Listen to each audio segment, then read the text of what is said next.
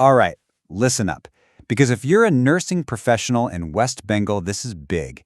A huge recruitment opportunity just dropped. And we're going to break down everything you need to know to apply in just the next few minutes. Yep, you're seeing that right. 5,016.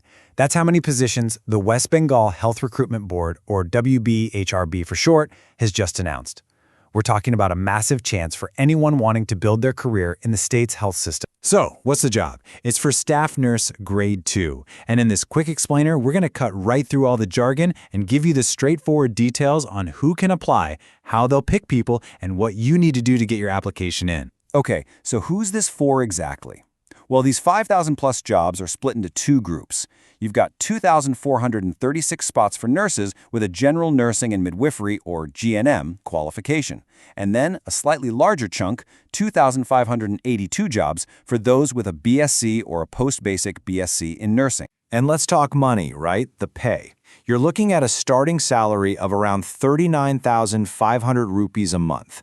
Now, that's not just basic pay. It includes all the extras like your DA and HRA, which makes it a really solid package. Okay, first things first. Let's tackle the big question. Are you eligible? We're going to dive right into the requirements so you can figure out if this is for you. So there are basically two ways in, education-wise. On one hand, you've got the GNM candidates. For you, you need to have finished a general nursing and midwifery course. And for everyone else, you'll need either a basic B.Sc or a post-basic B.Sc in nursing from a recognized college. Simple as that. Now, besides your degree, there are a few things that are absolute must-haves. You have to be an Indian citizen, and you need to be able to speak and write in either Bengali or Nepali. But listen, here's the real clincher, and you have to pay attention to this. Your registration with the West Bengal Nursing Council. You have to be registered by August 7th, 2025. Not a day later. If you're not, you're out for this one. All right, what about age? The main window is between 18 and 39 years old, and they're calculating that as of January 1st, 2025. But, there are some relaxations based on the usual government rules. So if you're SC or ST, you get an extra 5 years. For OBC, it's 3 years, and for persons with disabilities, it's a 6-year relaxation. So, you've ticked all the boxes. You're eligible. Great. But how are they actually going to choose from what's probably going to be thousands of applicants? That's what we're covering next in our selection breakdown. So how does this all work? It's not just about one big test. Nope, they're using a scoring system where different things add up. Let's see exactly how you get your points. Everything is scored out of 100 points. And look at this. Your academics are the lion's share, worth a massive 75 points. Then, if you have work experience, that can get you another 10 points. And finally, the interview is worth the last 15 points. But hold on, that 75-point academic score, it's not as simple as just your final grade. They use something called a slab system. It's basically a way to turn the percentage you got in your courses into a specific point value. Let's look at how it works for your main nursing qualification. Okay, so your GNM or B.Sc degree itself can get you up to 40 points. And as you can see, it's all about which slab or bracket your percentage falls into. Like if you got up to 55%, you get 35 points.